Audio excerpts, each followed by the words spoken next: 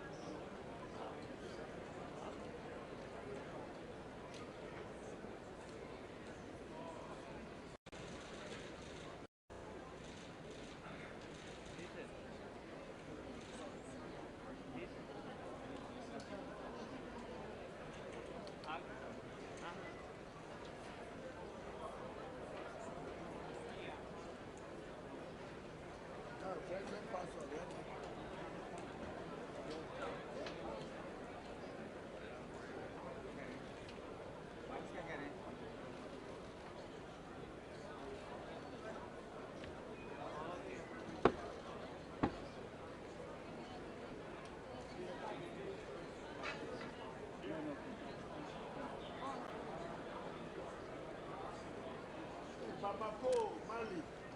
Mali in the house.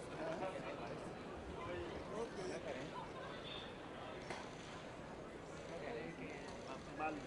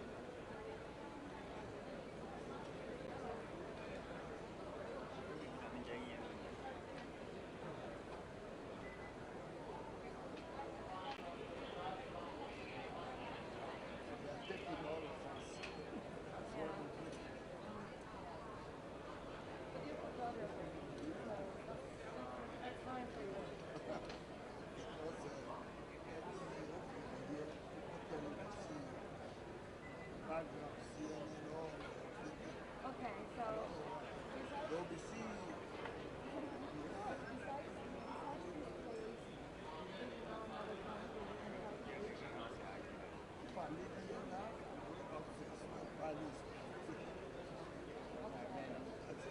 Then I go for assignment.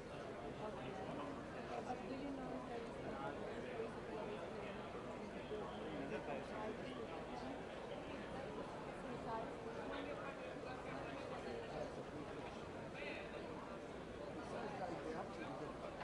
Outside this is just entrance. This is just entrance. They'll be going then they'll go to the park. But still, a lot of them. You can grab them. what's the name of the place? The plaza.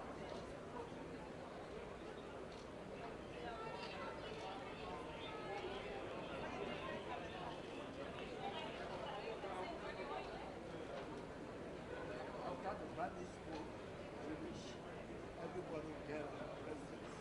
So some of them will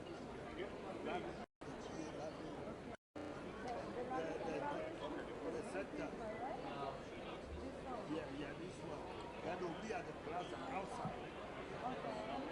They'll be walking to the I mean, when you go out of this place or to plaza, you mean you come out yeah. after the business. So you mean in that plaza? Yeah. Okay.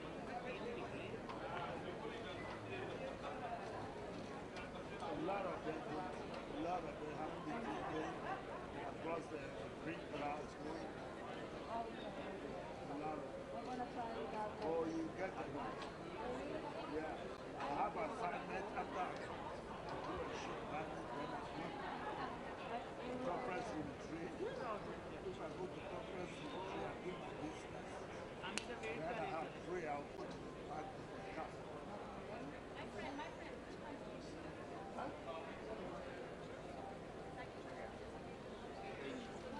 Yes, South Sudan.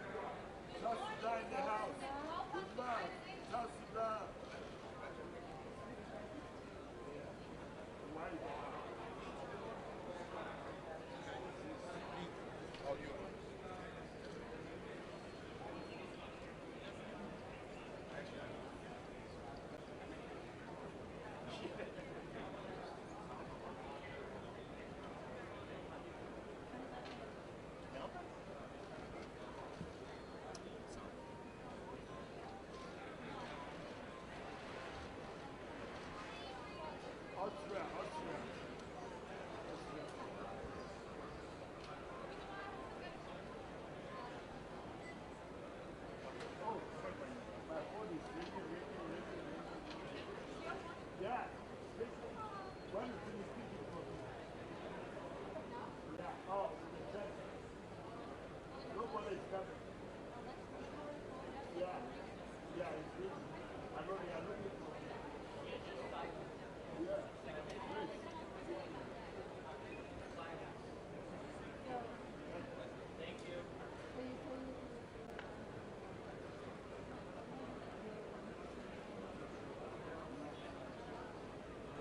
Yeah. No. I'm working for somebody.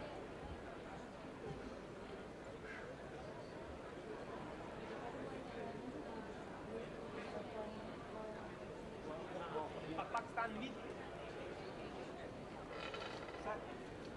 Prime Minister Pakistan Prime Minister.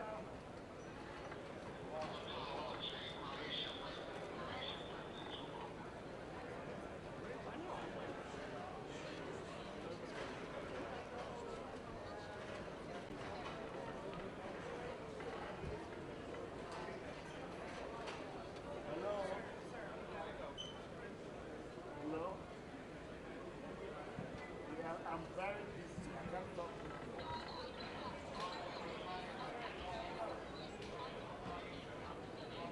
Yeah.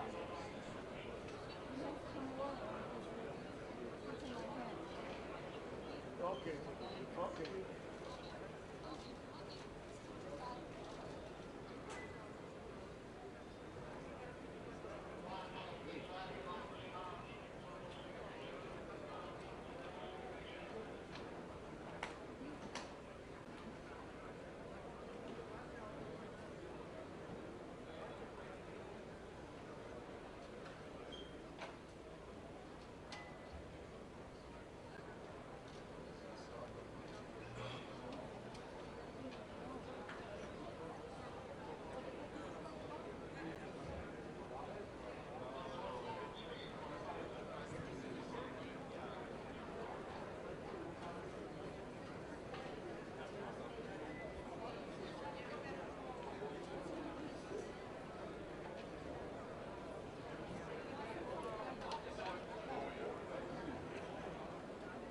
You take the Pakistan already. Which country are you taking? Huh? Malawi went already. Long time. You waste your time. I know your president. No, He passed. I know Malawi. He passed here this week. he already left. Long time. Telling them the farming for the African foreign this year.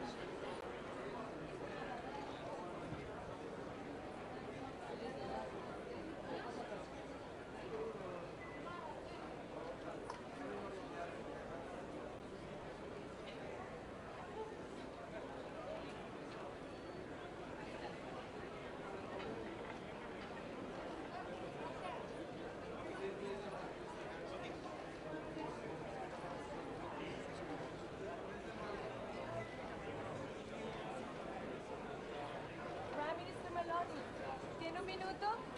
Un minuto, primera ministra.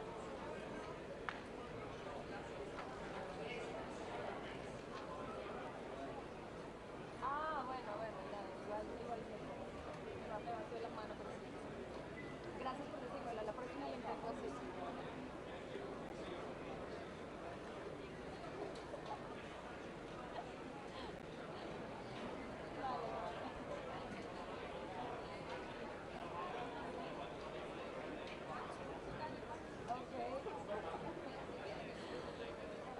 Cuando la vea a la salida.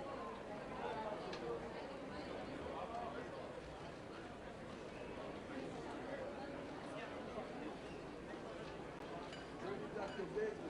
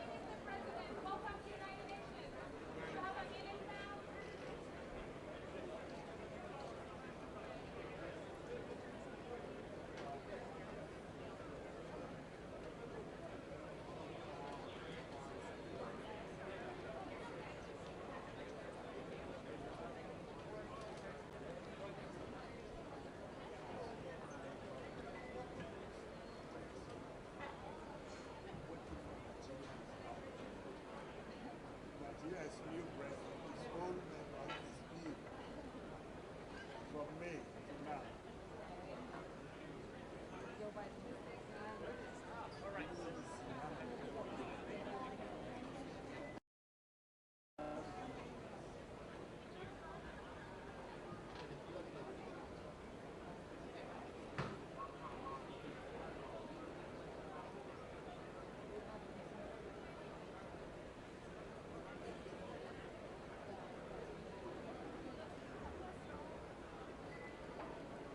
President Gonzalez, do you have a minute, please? Mr. President, please.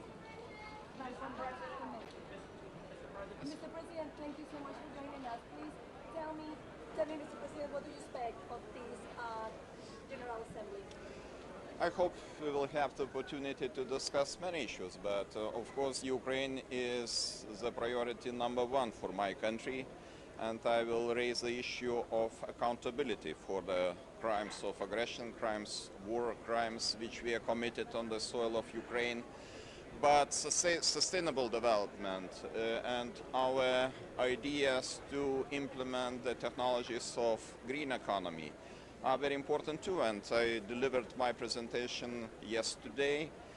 But you know, everything should be implemented under conditions of peace. If peace is just destroyed and if we are in uncertain geopolitical situation, it's very difficult to achieve the goals of social welfare and economic prosperity. So this is the reason why we highly appreciate the efforts of United Nations and Secretary General just to look for any possibility to achieve peace, but peace not at any cost.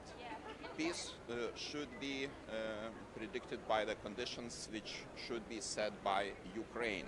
And we cannot bargain on the territorial integrity of Ukraine. This is the precondition number one. President Zelensky is actively making diplomatic efforts in order to convince some skeptical countries what are the true reasons of this war, who is responsible for many issues, including food crisis. So this is the reason why I think we should listen very carefully what President Zelensky is saying, because he is representing the country which is suffering right now under very huge pressure of Russian Federation. And I think we should talk about possibilities to achieve peace, but again, not at any cost. Thank you.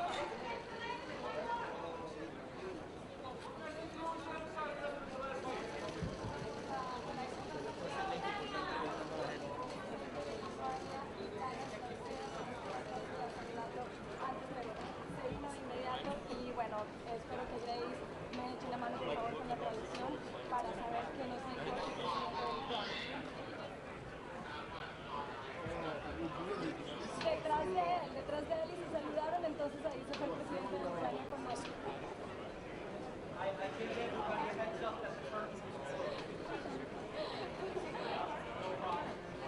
Nos estamos acercando, si ya vamos a los batallos.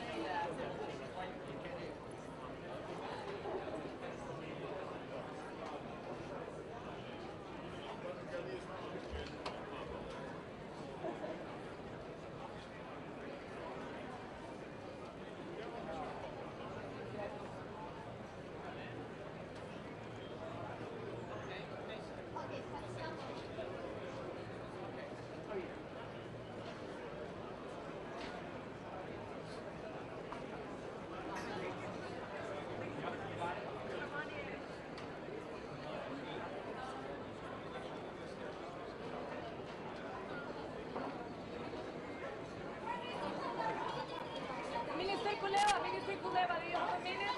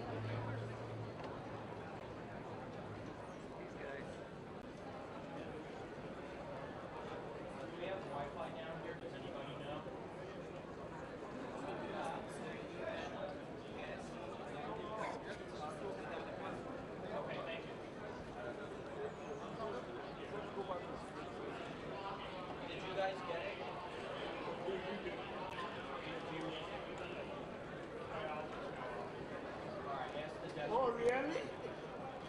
Oh, you drink Martina?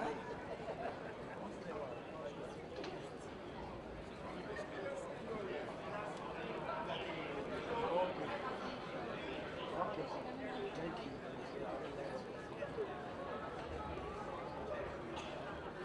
Yeah. Did he come?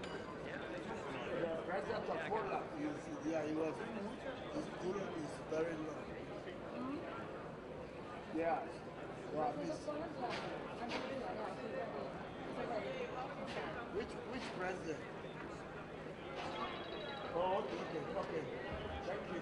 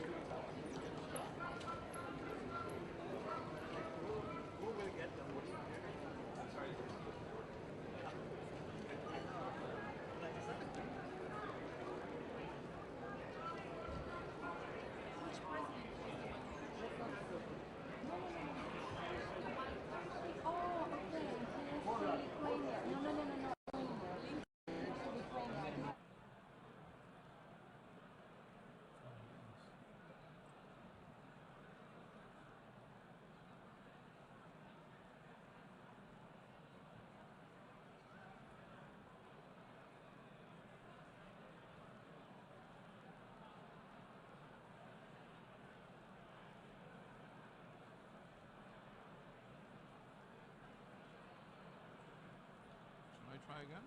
Oh yeah, several times they have to do it, and you have to tell. Distinguished delegates, may I ask you all to please take your seats.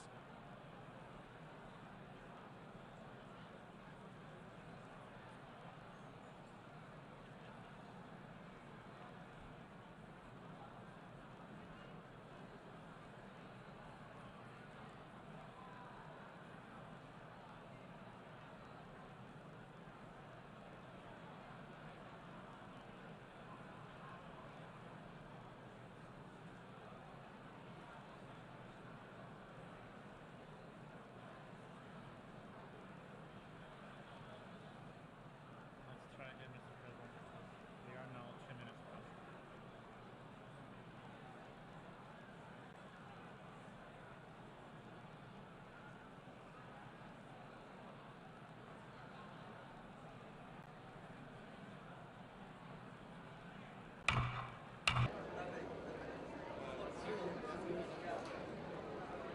Ministro Cafiero, ¿tiene un minuto, por favor? ¿No? ¿Más tarde intentamos? Vale, gracias.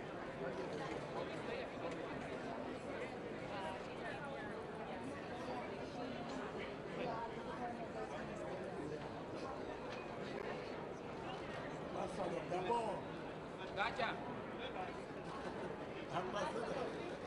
The boy in the house.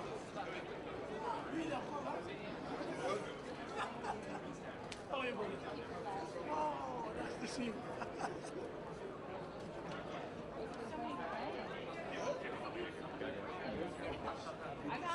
Just let someone know and we'll escort you back. When you're finished, just let someone know.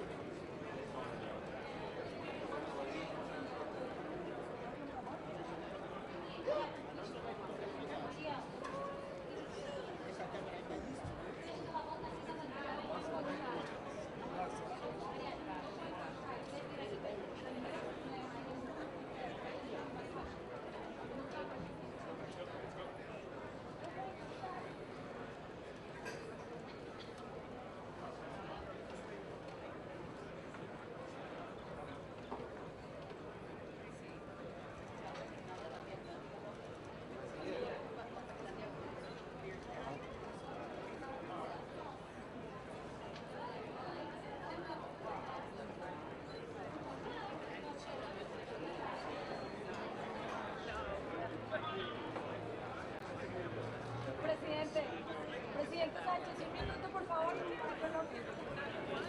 Flor.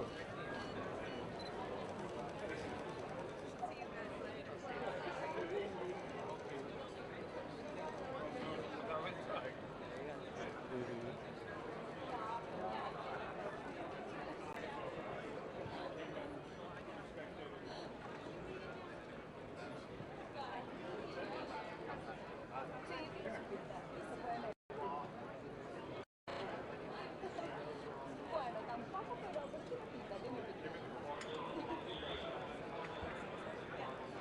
Sí, es cierto. Afea. Diego, pégate a Maxi. Y nunca lo tendremos por ir a mi papá.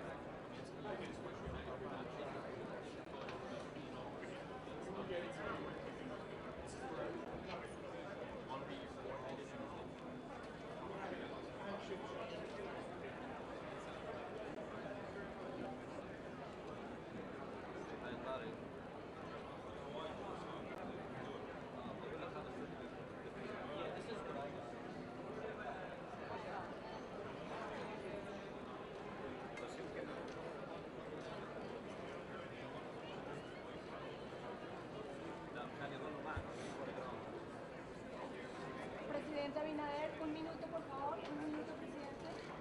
Un minuto.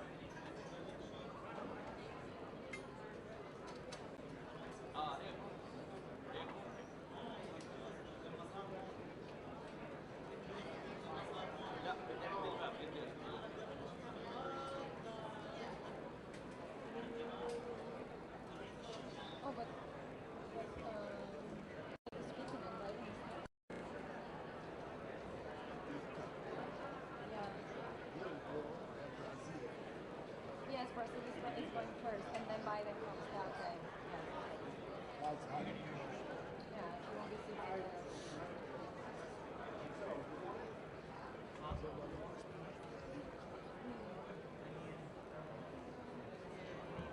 Yeah.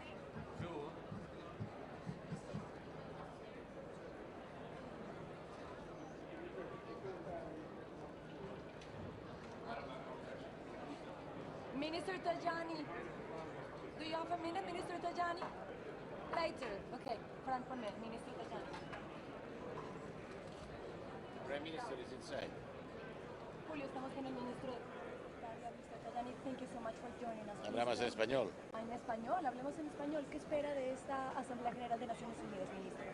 Para nosotros es muy importante solucionar el problema de la inmigración. La situación en África es muy difícil. Hay que estudiar una estrategia a nivel de Naciones Unidas para solucionar los problemas. Hay inestabilidad general, el cambio climático es otro problema, la pobreza también, por eso hay que trabajar a nivel de Unión Europea, pero también a nivel de Naciones Unidas para invertir más, para trabajar en favor del desarrollo de todos los países de Sahel, porque en 2050 vamos a ver 2.500 millones de africanos, y si no hay solución, el peligro es que van a ser millones de migrantes que dejan África. Para Europa hay que buscar una solución. Por eso. ¿Qué piensa de la visita del presidente Volodymyr Zelensky a estas unidades de las Naciones Unidas? ¿El presidente? Zelensky. Me parece muy positivo. Zelensky está defendiendo la independencia del derecho internacional. Por eso nosotros vamos a ayudar a Ucrania. Trabajamos a favor de la paz, pero paz justa. Paz justa es libertad e independencia de Ucrania. Gracias. Es un placer. ¿De dónde eres? Colombiano. Ah, muy bien. Colombia. Es un placer.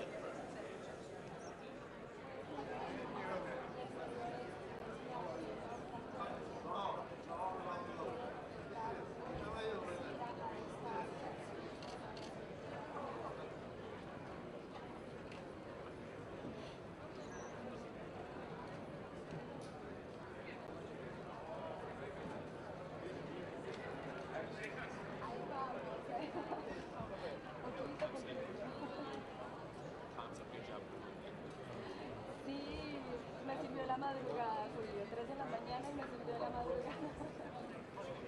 Aquí me quedaré. Gracias, Frank, gracias.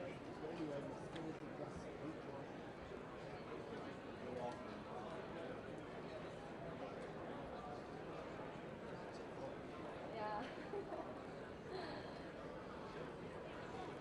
En la décidé de parler ensemble. Et je voulais poser la question en anglais, mais la plupart en espagnol, alors ça va, c'est mieux pour moi. Exteriores de Italia. Sí. Sí.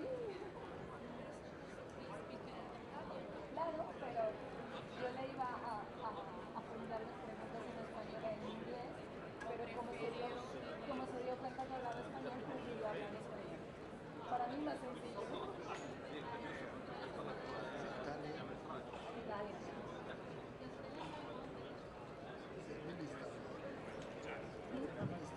Foreign affairs.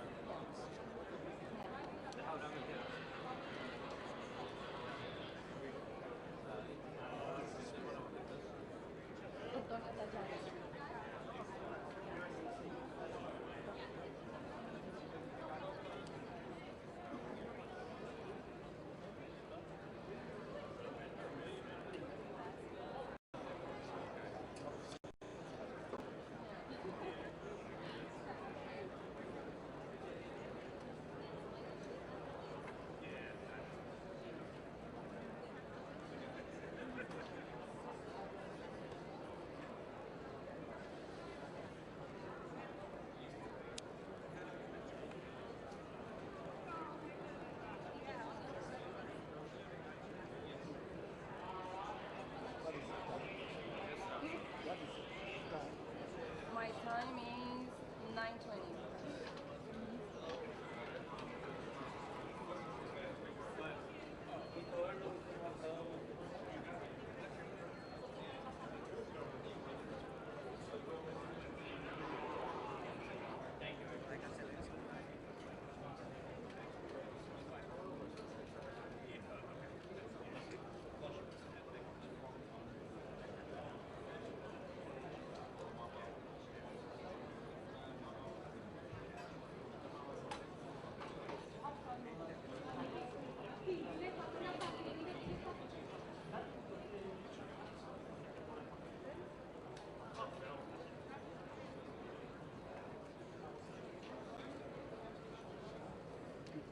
Bienvenido, señor vicepresidente. Una palabra, por favor. ¿Qué podemos esperar de su visita aquí a United Nations? ¿Qué quiere traer? Para aportar, sabe, nuestra opinión, nuestra forma de ver lo que es la política internacional, pues por eso es bueno que estemos presentes. ¿Y cómo están las cosas en Guinea? Pues muy bien, solo el país evoluciona positivamente, económicamente, en todos los aspectos. Creo que estamos en el buen camino. ¿Cómo está el turismo en Guinea El Ecuatorial? turismo empezando, ya como saben, hemos empezado con el visado online y bueno, pues estamos viendo un incremento de personas que vienen a visitar. Muchas gracias. Hablemos. Gracias.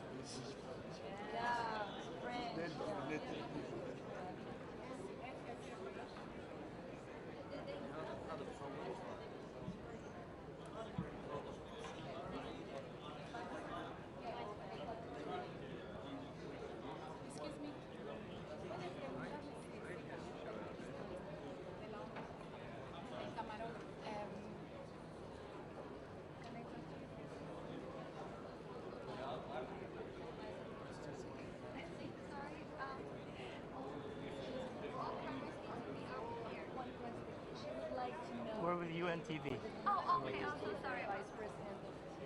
Okay, thank you. Thanks.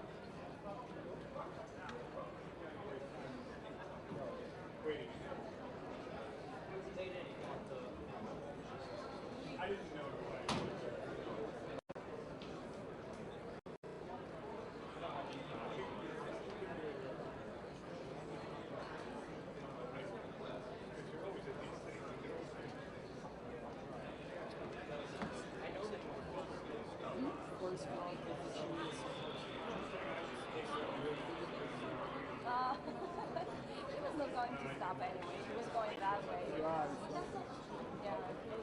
not going. He never does. I tried him in Vilnius in July in the NATO summit. He goes like the other way to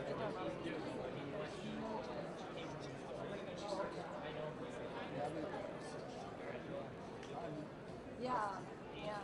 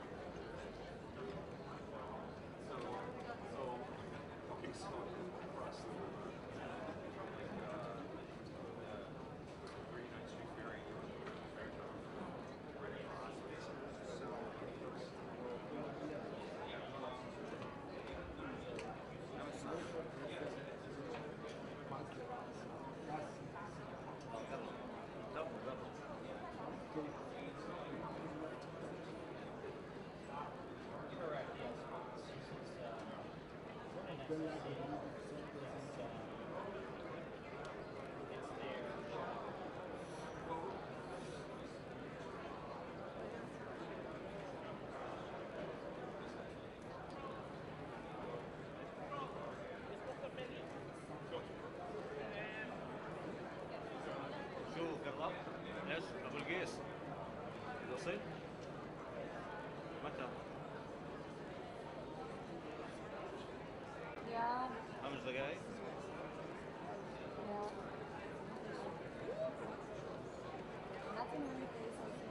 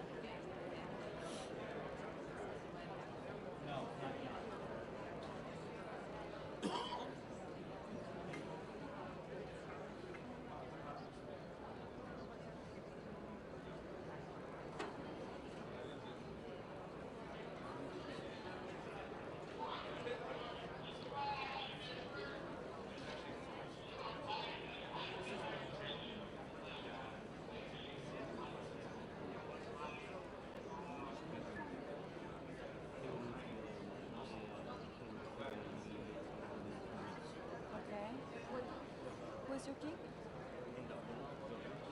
Okay. We can share a plate. Because I will try to.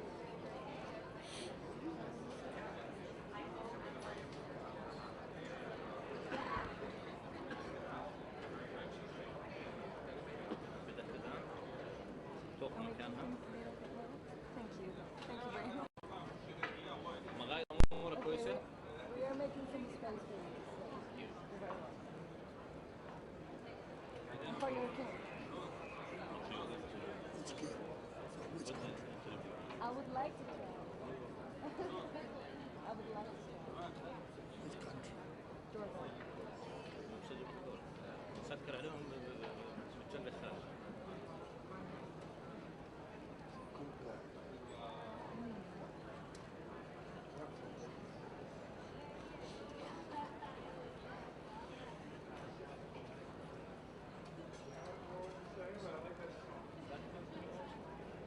Listen, you have all the chance. And you are top.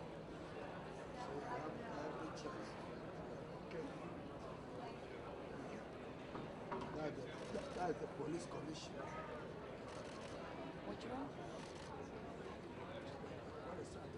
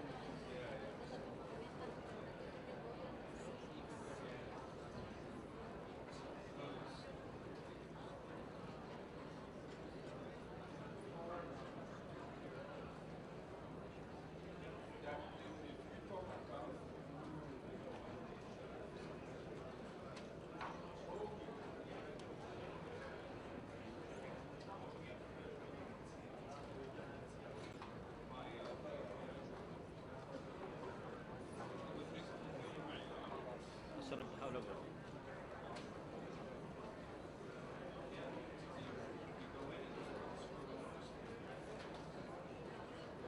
ما أخذ وايد.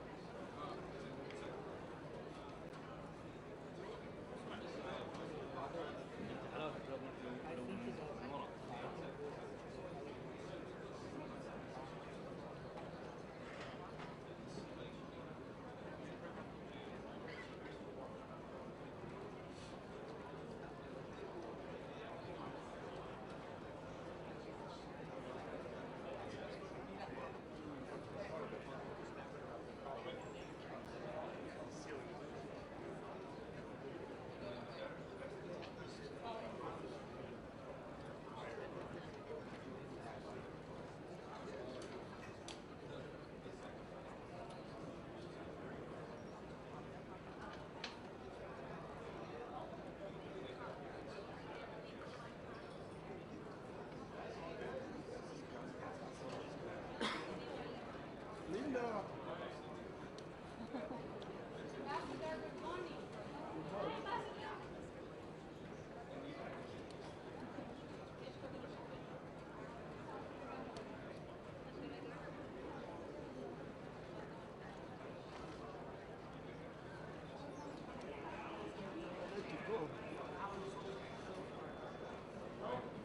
صوروا ستوري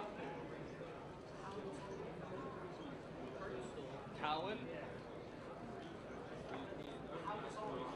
ستوري يا ريت كريس شو وضعه كريس وين عند البايلات خالد عند البايلات خالد عند البايلات خالد هو كريس سيدي عزيز بكون موجود غاد بصير ينادوا عليه هذا كاميرا مان ينادوا عليه على السريع يجي بعدين هم باخذوه على البايلات يلا سيدنا عوشك صح خذها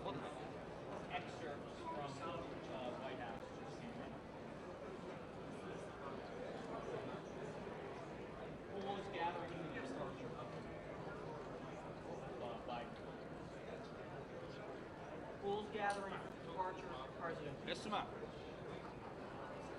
تقدر عندك درج فوق ولا لا؟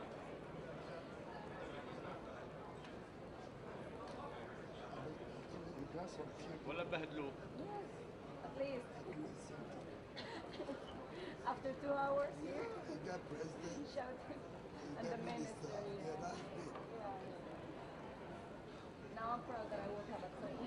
Yeah, it's sweaty. Yes, yes, that's the word at the end of the day. You know, sometimes it works, sometimes it doesn't. It's the way. 3 hours, over 3 hours. The thing is, it's my first time covering General Assembly, so I'm Really? blessed. Yeah, I'm blessed.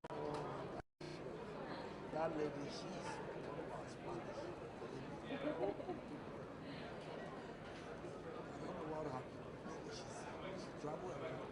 They pay a good money. Oh. Not from the US, she was Yeah.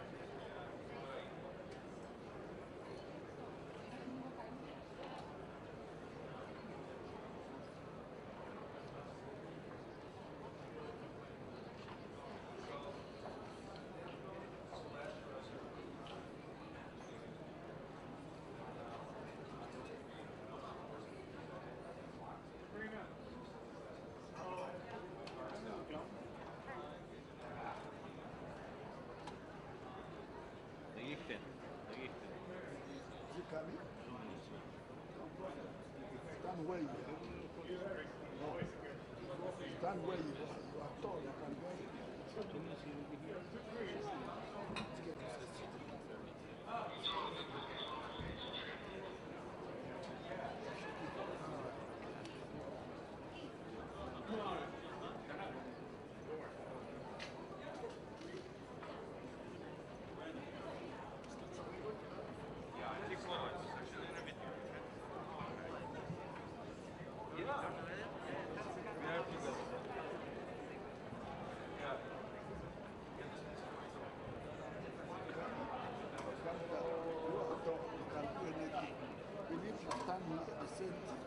You have to be a professional. Stand here, same thing. Where you are, you have a good chance. See, short and short. Habib.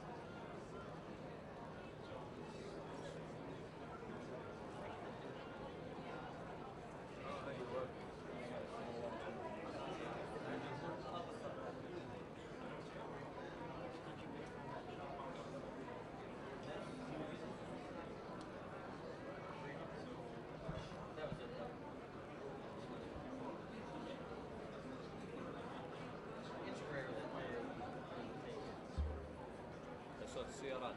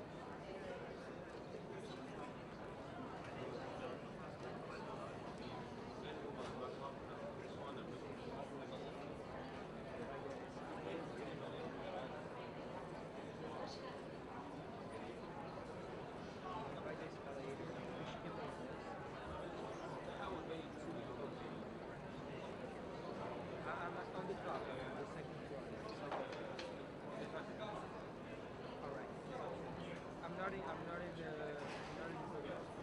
All right.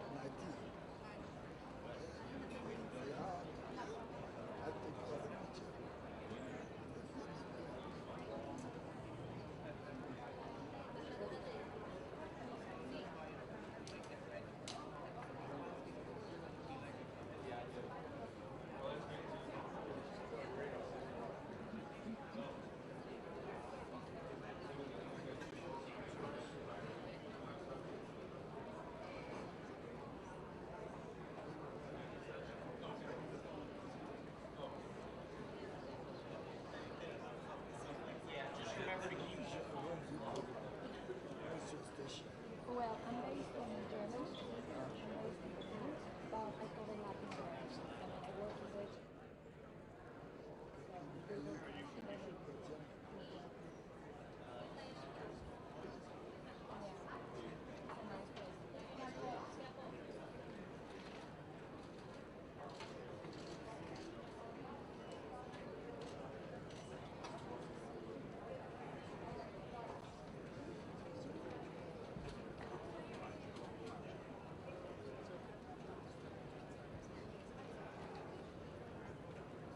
شايف جماعتنا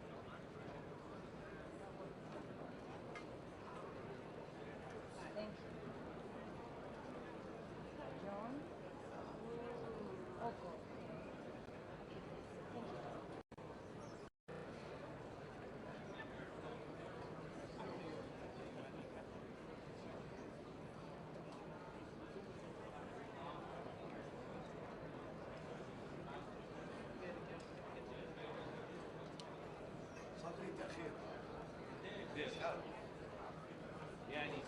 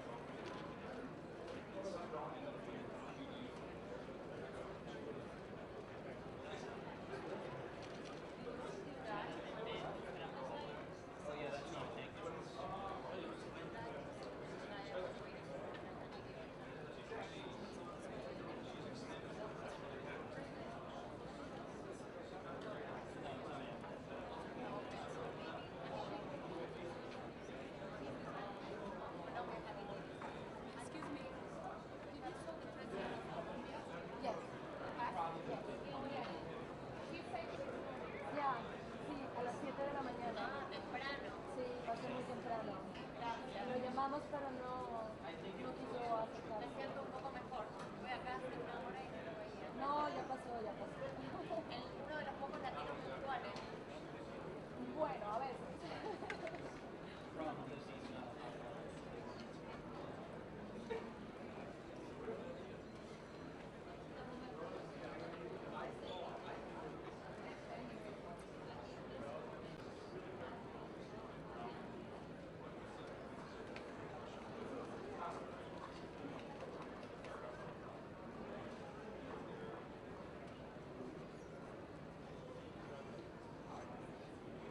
No, not at this time, but the pool did gather. Yeah, so the pool gathered, but he hasn't left us a note. We're all, I'll let you know when he leaves.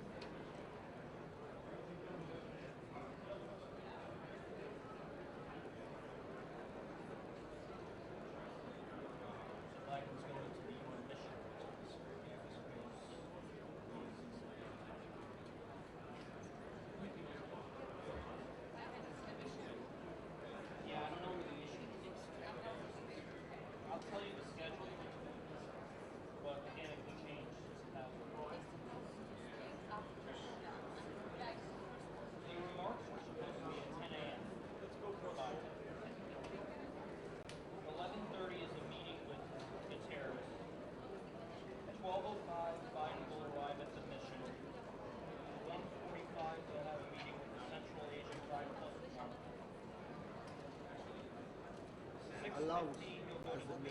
Yeah. And then they'll depart the Met. Mr. President, you have a minute. Mr. President. What time is the Met? The Met? Well, remember, it's closed to The us. Met de Moa. Yeah, the Met is the brief reception. It's closed to us. The only thing you'll get is that. And that's MoMA, I think, not Met. So, you want to know what's on? The MoMA, right? Not the Met. It's the Metropolitan Museum. Yeah. Leaders reception is at the Metropolitan Museum. That's They check balloons. Sometimes tomorrow is when he has it in the Hey. They'll have the March with President Bush at a paper. It's the Met. It's the Metropolitan Museum. pero هيعيش يعيش Does anyone need to know the Wi-Fi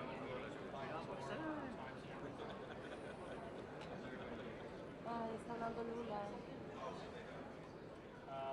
Not on the official schedule. The working theory is that we spoke to Zelensky recently. I was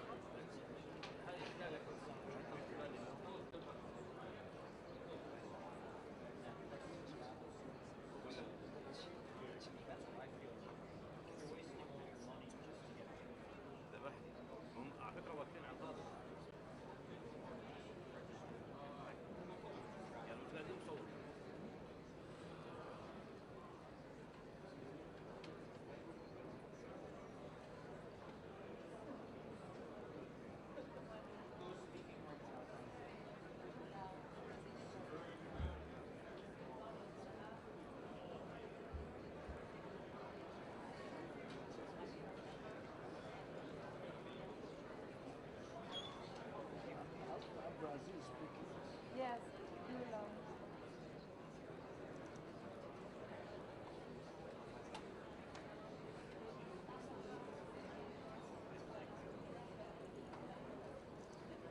Yeah, and we'll also confirm the metropolitan. Thank you, yeah. In paper heading wrong. That's at 7. Thank you.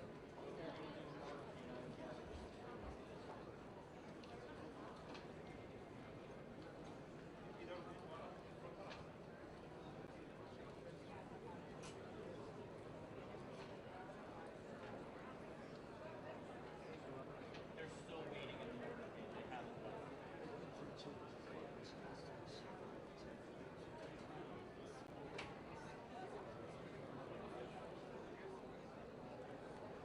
Michael Shear from the New York Times.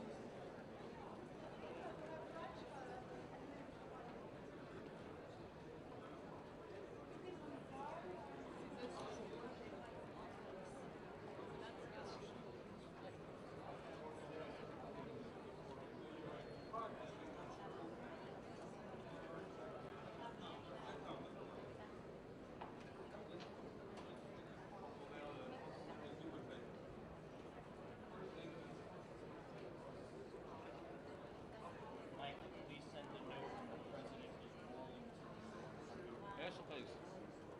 Thank you so much. معلم ايه شو الوضع؟ ليش تأخرت؟ ليش تأخير؟ في فريز. بالطريق اسمع زي ما قلت لك حركة سيدنا جوبل لما يروح إذا كنت متواجد أنا مصورة، إذا كنت أنا متواجد بالعربي تمام إنسان 4K. اسمع بالعربي بس إن شاء الله أكون جوا. ليش ما تكون؟ لأنه قاعدين بيطلعوا الناس من جوا اللي ما لهمش مقاعد. يعني حاول خلاص تمام.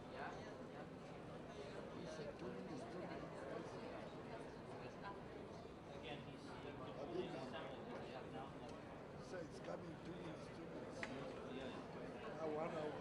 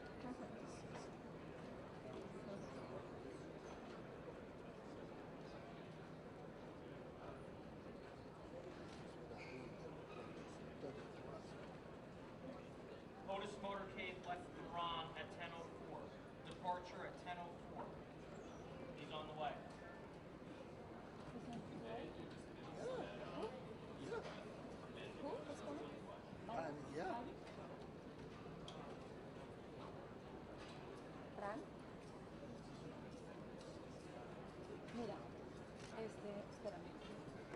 Right now it's 10:05. He's a part of the Se está acercando Biden. Entonces, mejor dicho que donde ese man llegue a parar. Donde él llegue a parar, yo te aviso enseguida, ¿vale? No, porque hacemos un show ahí y luego me siento yo más porque las posibilidades de que me pare son 99%, o sea. No, eso es.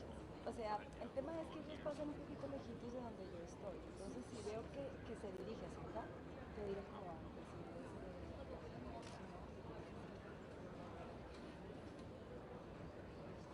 Eso, listo. Gracias.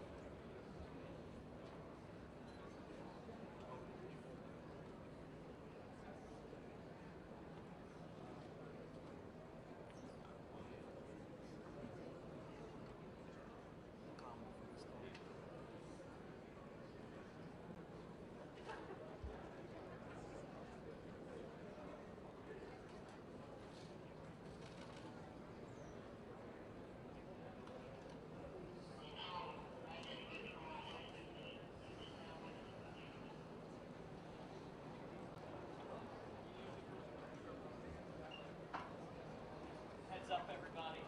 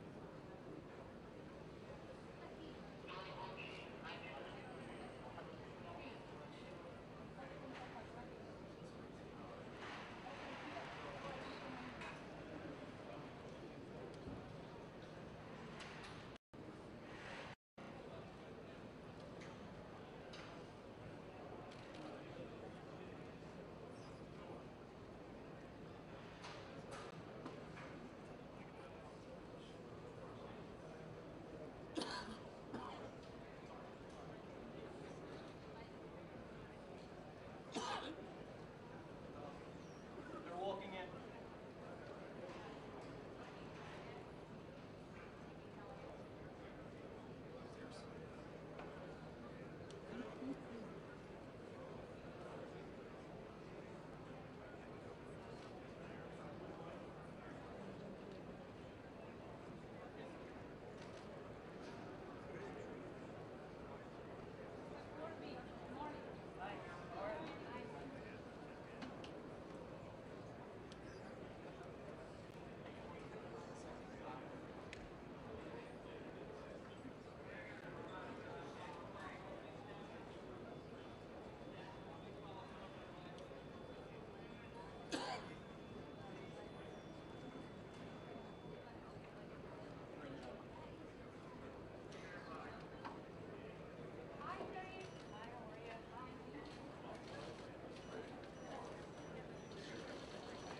Mr. Perry, do you care to offer some comment? Not right now.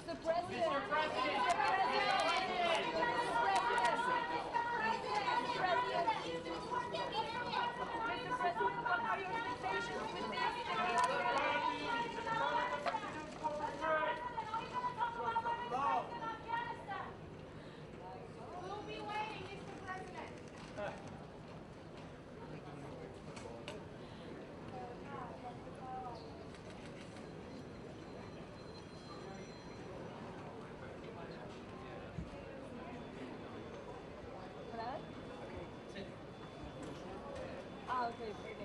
Vale, vale, ok.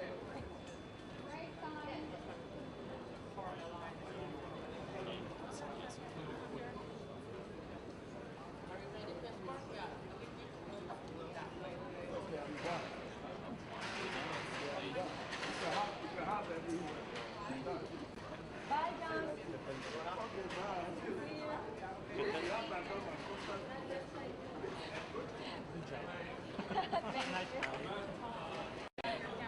All I can do, you know, shout, shout.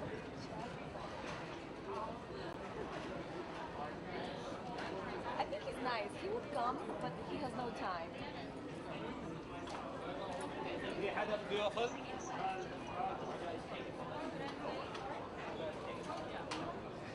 مغايضة؟ ايوه امورك تمام. طارق امورك كويسة؟ وينك طارق؟ وين انت؟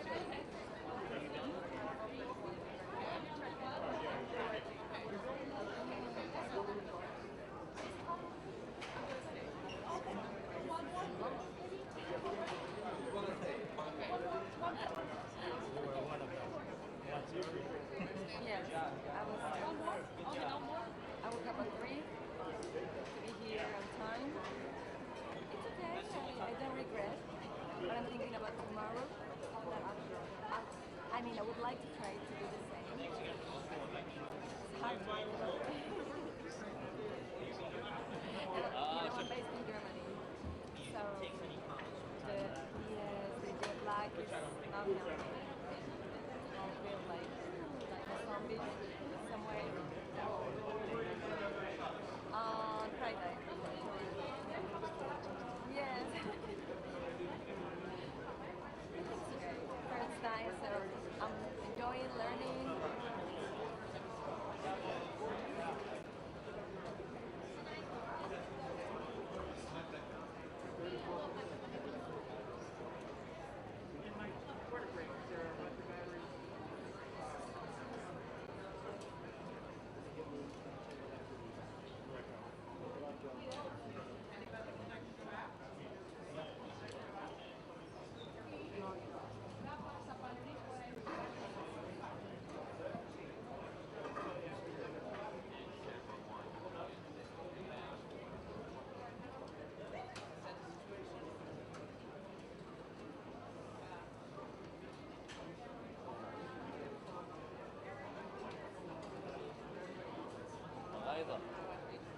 مغايضة لما بتصور رو على التليفون فوتو تقدر تشتغل فيها كويس ولا؟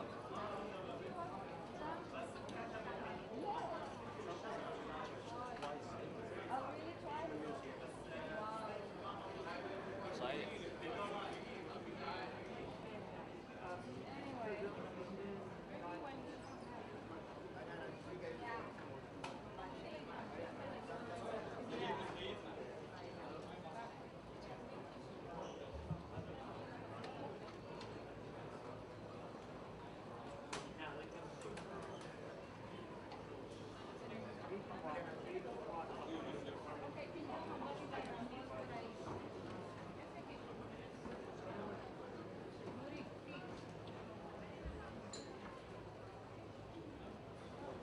Bueno.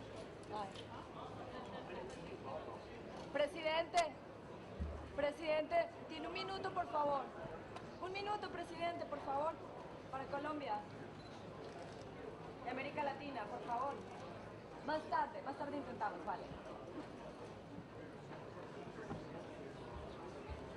Sí, me hizo conectar más tarde, esperemos a ver. Era el presidente de Bolivia. Vamos a ver si nos escucha. Bueno, mira, yo me voy a quedar aquí un rato más porque comienzan a salir algunos y comienzan a moverse. Entonces, yo te voy diciendo, a ver qué hora es, espérate un momento, perdida con los tiempos, 10, ya, 10:16 a mí, o sea. Te desconectes, yo tendré también que irme a preparar todo el vuelo porque tengo conexión. Tengo que preparar mi conexión con el canal, entonces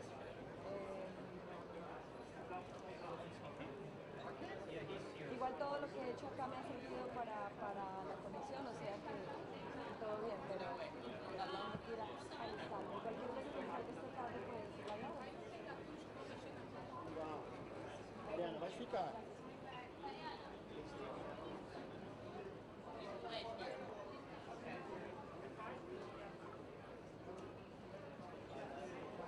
Yeah, I think so. Speaking now.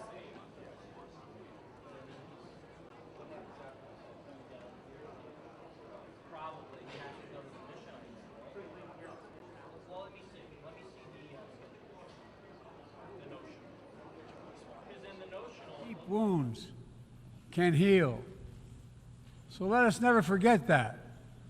When we choose to stand together and recognize the common hopes that bind all humanity, we hold our hands the power in that power to bend that arc of history. My fellow leaders, we gather once more at an inflection point in world history, with the eyes of the world upon all of you, all of us.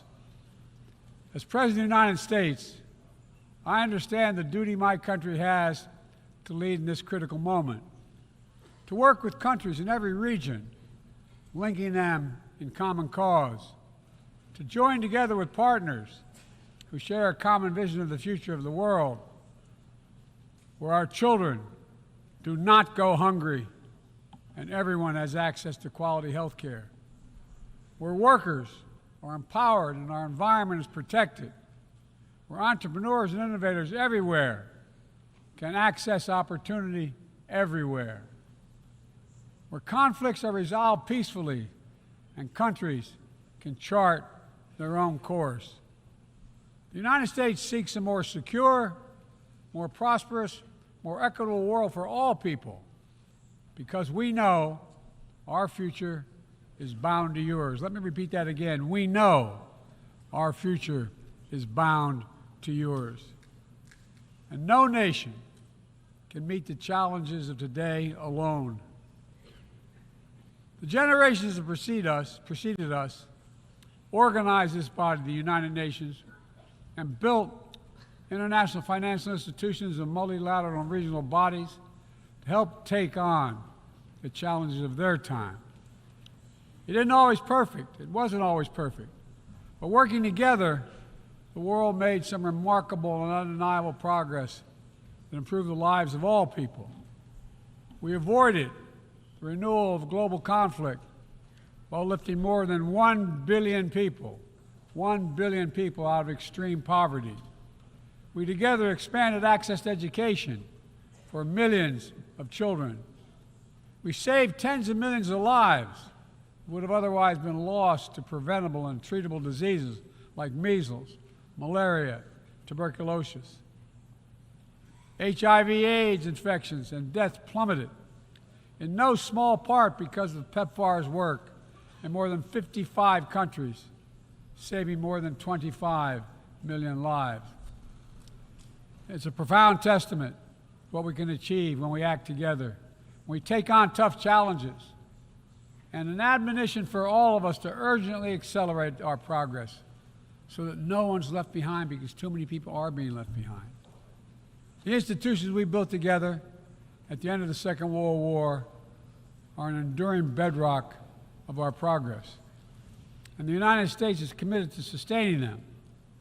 And this year, we're proud to rejoin UNESCO.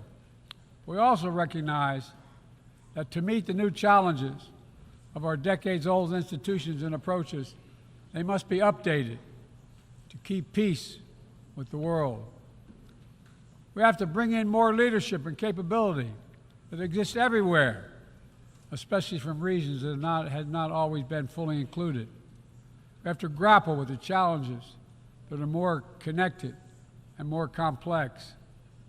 And we have to make sure we're delivering for people everywhere, not just somewhere, everywhere. Simply put, the 21st century results are badly needed. They're needed to move us along. That starts with the United Nations, starts right here in this room. In my address to this body last year, I announced the United States will support expanding the Security Council. increasing the number of permanent and non-permanent members. The United States has undertaken serious consultation with many member states and will continue to do our part to push more reform efforts forward, look for points of common ground, and make progress in the year ahead.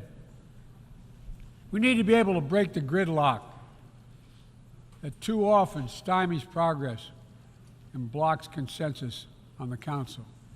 We need more voices, more perspectives at the table. The United Nations must continue to preserve peace, prevent conflict, and alleviate human suffering. And we embrace nations stepping up to lead in new ways and to seek new breakthroughs on hard issues. For example, on Haiti, the Caribbean community is facilitating a dialogue among Haitian society. I thank President Ruto of Kenya, I thank him for his willingness to serve as the lead nation of a UN-backed security support mission. I call on the Security Council to authorize this mission now. The people of Haiti cannot wait much longer. The United States is working across the board to make global institutions more responsive, more effective, and more inclusive. For example, we've taken significant steps to reform and scale up the World Bank, expanding its financing to low and middle-income countries so it can help boost progress toward meeting the Sustainable Development Goals and better address interconnected challenges like climate change and fragility. Under the new president of the World Bank, change is already taking root. Last month, I asked the United States Congress for additional funds to expand World Bank financing by $25 billion. And at the G20, we rallied the major economies of the world to mobilize even more funding. Collectively, we can deliver a transformational boost to World Bank lending. And because the multilateral development banks are among the best tools we have for mobilizing transparent, high-quality investment in developing countries, reforming these institutions can be a game changer. Similarly, we proposed making sure developing countries have a strong voice and representation at the International Monetary Fund. We're going to continue our efforts to reform the World Trade Organization, preserve competition, openness, transparency, and the rule of law, while at the same time equipping it to better tackle modern-day imperatives like driving the clean energy transition, protecting workers, promoting an inclusive and sustainable growth. And this month, we strengthened the G20 as a vital forum, welcoming the African Union as a permanent member. By upgrading and strengthening our institutions, that's only half of the picture. We must also forge new partnerships, confront new challenges. Emerging technologies such as artificial intelligence hold both enormous potential and enormous peril. We need to be sure they are used as tools of opportunity, not as weapons of oppression. Together with leaders around the world, the United States is working to strengthen rules and policies so AI technologies are safe before they're released to the public. To make sure we govern this technology, not the other way around, having it govern us. And I'm committed to working through this institution and other international bodies and directly with leaders around the world, including our competitors, to ensure we harness the power of artificial intelligence for good while protecting our citizens from its most profound risk. It's going to take all of us. I've been working on this for a while, as many of you have. It's going to take all of us to get this right. In every region of the world, the United States is mobilizing strong alliances, versatile partnerships, common purpose, collective action to bring new approaches to our shared challenges. Here in the Western Hemisphere, we united 21 nations in support of the Los Angeles Declaration on Migration and Protection, launching a region-wide approach to a region-wide challenge to better uphold laws and protect the rights of migrants. In the Indo-Pacific, we've elevated our Quad partnership with India, Japan, and Australia to deliver concrete progress for the people of the region on everything from vaccines to maritime security. Just yesterday, after 2 consultations in diplomacy, the United States brought together dozens of nations across 4 continents to establish a new partnership for Atlantic cooperation so that the coastal Atlantic countries can better cooperate on science, technology, environmental protection, and sustainable economic development. We brought together nearly 100 countries in a global coalition to counter fentanyl and synthetic drugs, to reduce the human cost of this affliction, and it is real. And as the nature of the terrorist threats evolve and the geography expands to new places, we're working with our partners to bring capabilities to bear to disrupt plotting, degrade networks, and protect all of our people. Additionally, we convened the Summit for Democracy to strengthen democratic institutions, root out corruption, and reject political violence. And in this moment where democratically elected governments have been toppled in quick succession in West and Central Africa, we're reminded that this work is as urgent and important as ever. We stand with the African Union and ECOWAS and other regional bodies to support constitutional rule. We will not retreat from the values that make us strong. We will defend democracy, our best tool to meet the challenges we face around the world. And we're working to show how democracy can deliver in ways that matter to people's lives.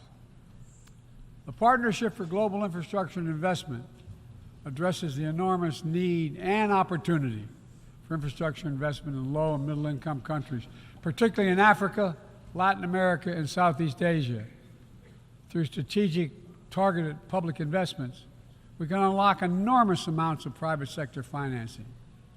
The G7 has pledged to work with parties to collectively mobilize $600 billion in infrastructure financing by 2027. The United States has already mobilized more than $30 billion to date. We're creating a race to the top with projects that have high standards for workers, the environment, and intellectual property while avoiding the trap of unsustainable debt.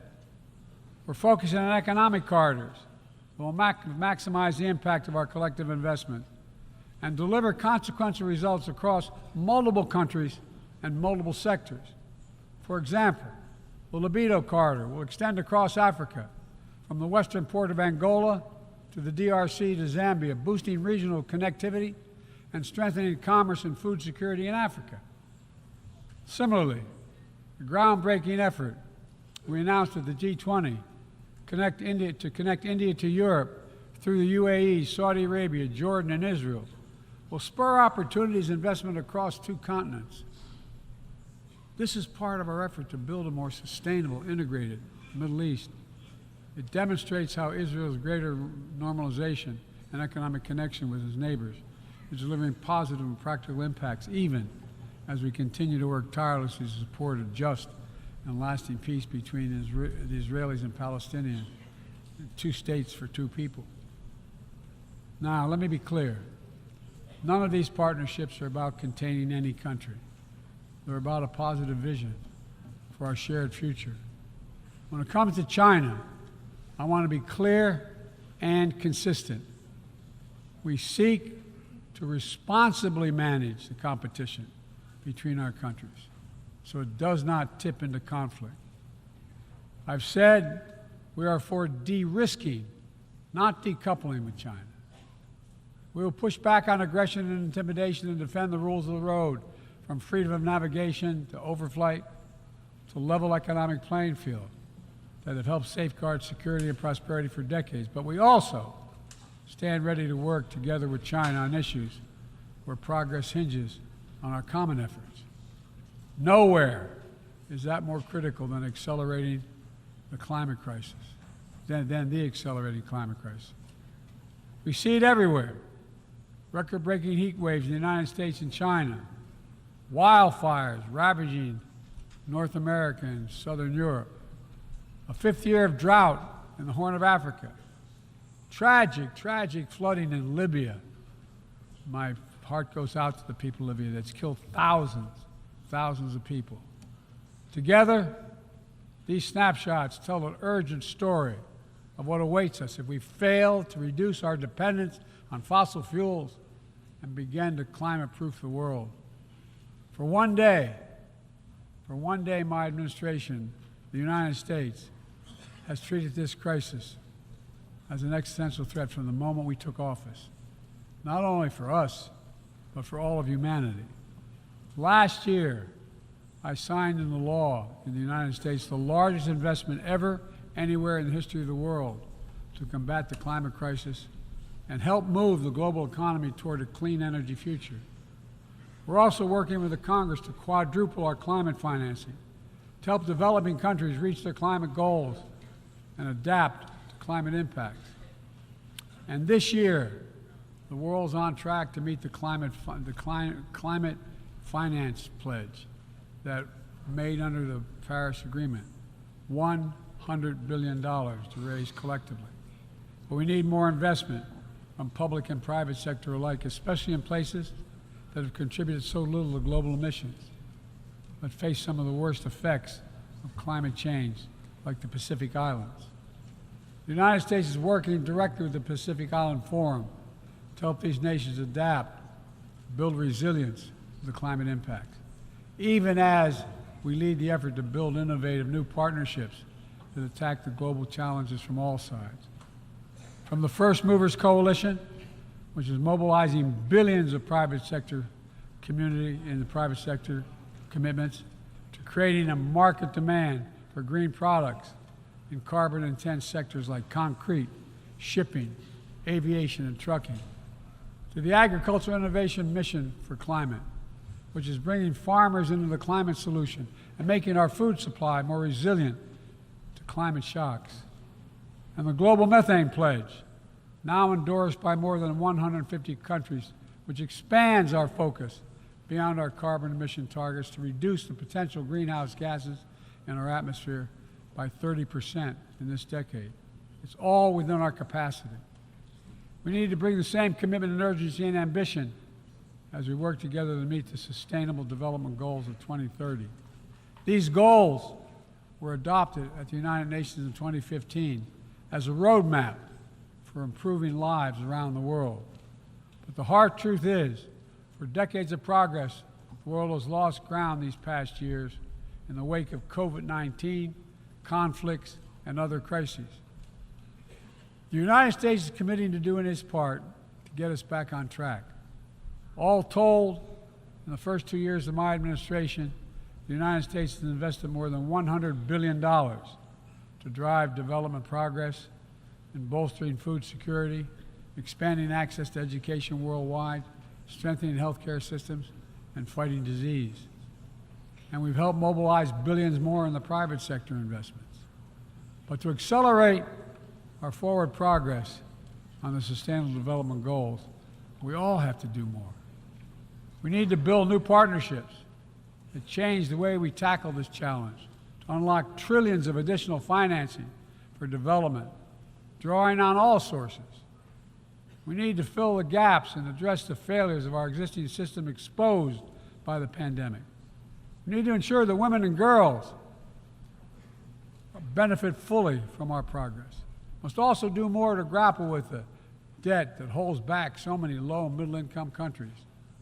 When nations are forced to service unsustainable debt payments over the needs of their own people, it makes it harder for them to invest in their own futures.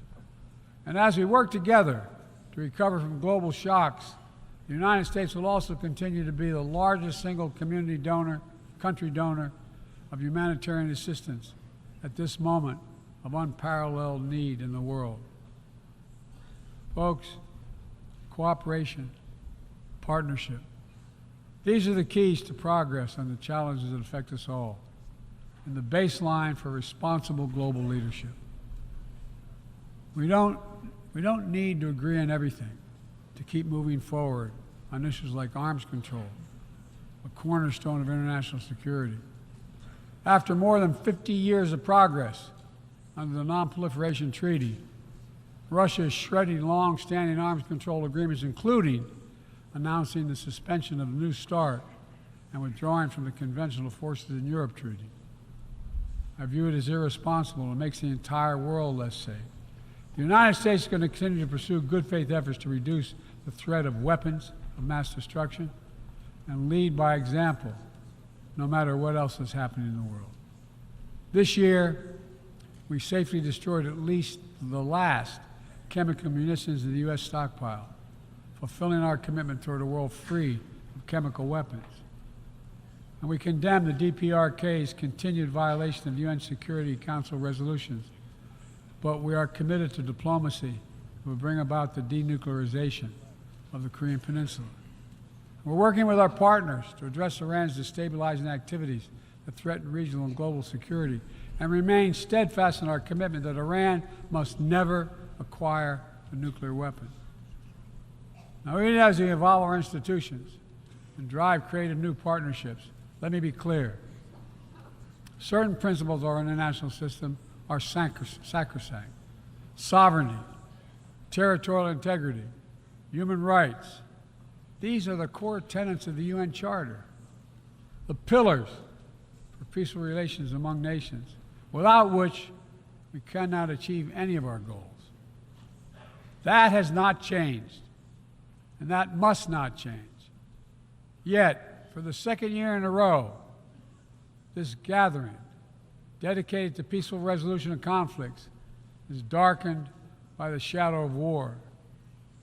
An illegal war of conquest brought without provocation by Russia against its neighbor Ukraine. Like every nation in the world, the United States wants this war to end. No nation wants this war to end more than Ukraine. And we strongly support Ukraine in its efforts to bring about a diplomatic resolution that delivers just and lasting peace. But Russia alone bears responsibility for this war. Russia alone has the power to end this war immediately. And it's Russia alone that stands in the way of peace, because Russia's price for peace is Ukraine's capitulation, Ukraine's territory, and Ukraine's children. Russia believes that the world will grow weary and allow it to brutalize Ukraine without consequence. But I ask you this: if we abandon the core principles of the United States to appease an aggressor, can any member state in this body feel confident that they are protected? If we allow Ukraine to be carved up, is the independence of any nation secure? I'd respectfully suggest the answer is no. We have to stand up to this naked aggression today and deter other would-be aggressors tomorrow. That's why the United States, together with our allies and partners around the world, will continue to stand with the brave people of Ukraine as they defend their sovereignty and territorial integrity and their freedom.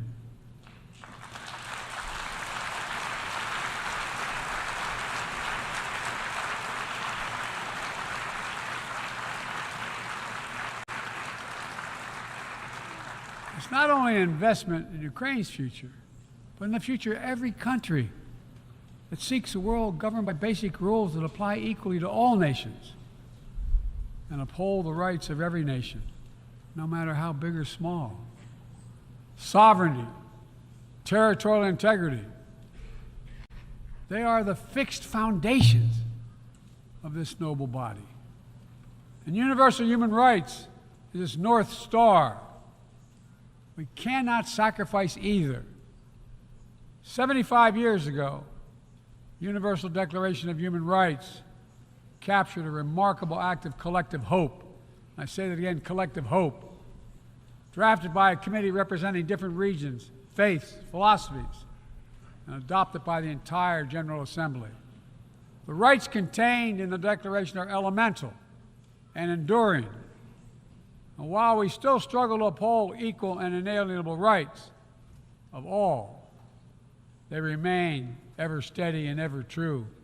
We cannot turn away from abuses, whether in Xinjiang, Tehran, Darfur, or anywhere else.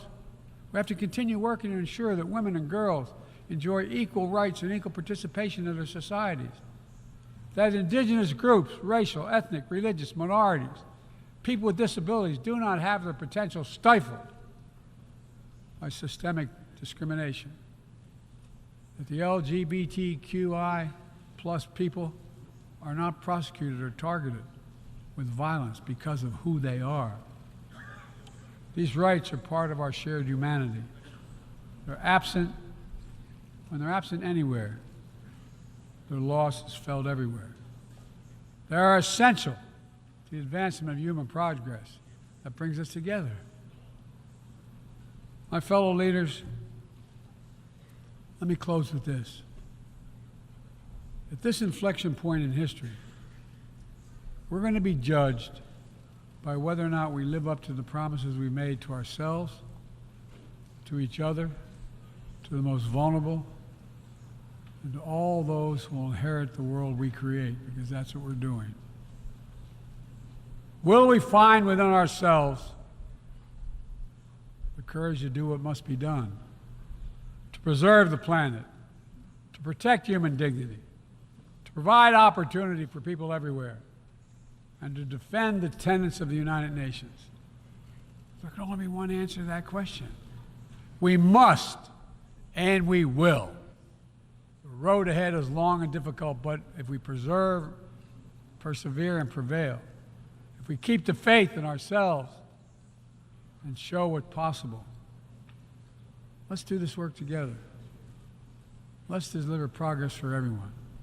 Let's bend the arc of history for the good of the world, because it's in our power to do it. Thank you for listening. You're kind.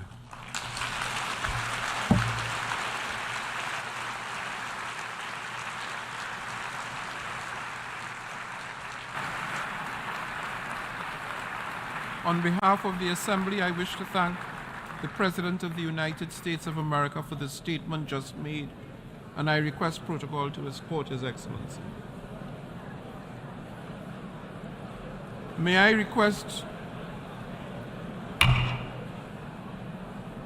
request representatives to remain seated while we suspend the meeting for 5 minutes before resuming to hear the next speaker.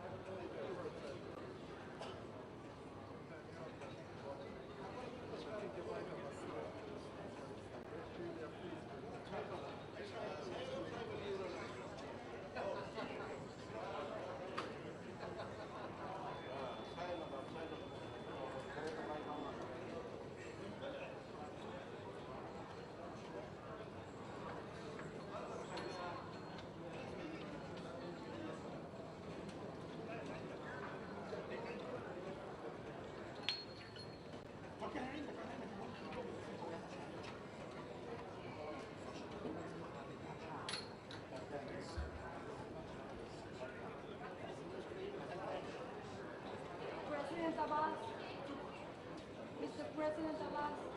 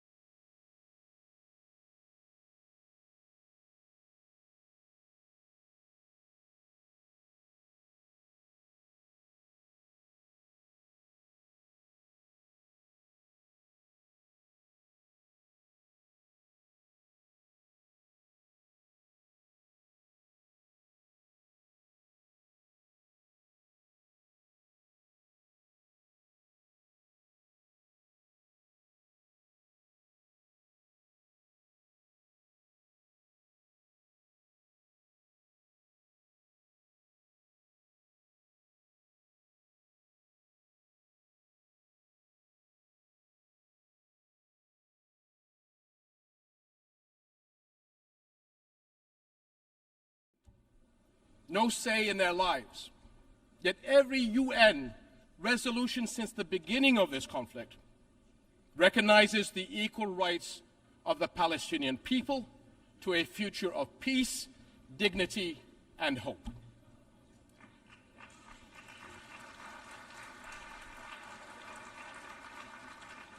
This is the heart of the two-state solution, the only path to a comprehensive, lasting peace. We can see the Israeli people actively defending and engaging in the expression of their national identity. Yet the Palestinian people are deprived of that same right to express and fulfill their own national identity. The basic requirement for that right is the establishment of their own independent and viable state on the June 4th, 1967 lines, with East Jerusalem as its capital, living alongside Israel in peace, security, and prosperity. And delaying justice and peace has brought endless cycles of violence. 2023 has been the deadliest for the Palestinian people in the past 15 years. How can people trust in global justice while settlement building, land confiscations, and home demolitions continue? Where is the global solidarity to make UN resolutions believable by people in need of our help? Jerusalem is a flashpoint for global concern. Under the Hashemite custodianship of Islamic and Christian holy sites, Jordan remains committed to safeguarding the city's identity. But preserving Jerusalem as the city of faith and peace for Islam, Christianity, and Judaism is a responsibility that we all share. And we must not abandon Palestinian refugees to the forces of despair. Sustainable funding is urgently needed by UNRWA, the UN agency that provides vital relief, education, and health services to millions of Palestinian refugees. And this is essential to protect families, keep communities stable, and prepare young people for productive lives. We must protect young Palestinians from extremists who prey on their frustrations and hopelessness by making sure they continue to learn at the schools under the blue flag of the United Nations, as the alternative will be the black flags of terror, hate, and extremism. My friends, we come together here as partners to deal with our challenges and shape a better future. We speak here for our people. We speak for families and the younger generations. We speak for victims of conflict, displacement, hunger, climate challenge, disasters, and more. They are not mere statistics. They are our fellow human beings sharing our world. Only by restoring trust, only by acting in solidarity, will we create the future all our peoples desire and deserve. We cannot allow for a lost generation on our watch. Thank you. I wish to thank the King of the Hashemite Kingdom of Jordan for the statement just made, and I request protocol to escort His Majesty.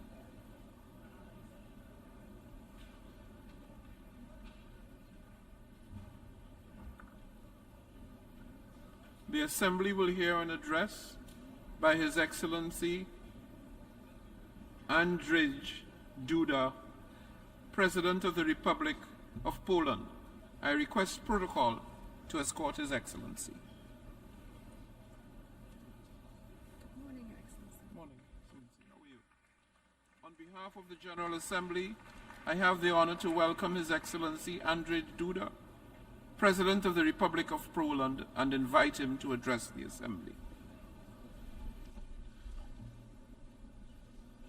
Distinguished Mr. President, Mr. Secretary General, Excellencies, honorable delegates, I wish to congratulate His Excellency Mr. Denis Francis on his election to the honorable function of the President of the 78th United Nations General Assembly. I wish to express Poland's full support for his mission and wish him every success in its fulfillment. At the same time, my thanks go out to His Excellency Csaba Kőrösi in recognition of his active engagement while presiding over the work of the 77th session of the General Assembly.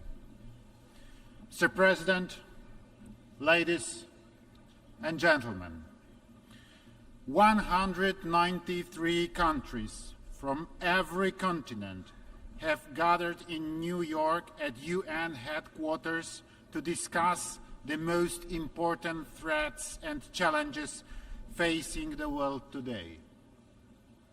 The United Nations General Assembly is an extremely important event. It is the only place and the only opportunity to debate in our midst the crucial problems that affect us all. We are here because of the courageous and forward-looking decisions made by the leaders of the Western world during the darkest days of the Second World War. At that time, they pondered over how to avoid similar tragedies in the future.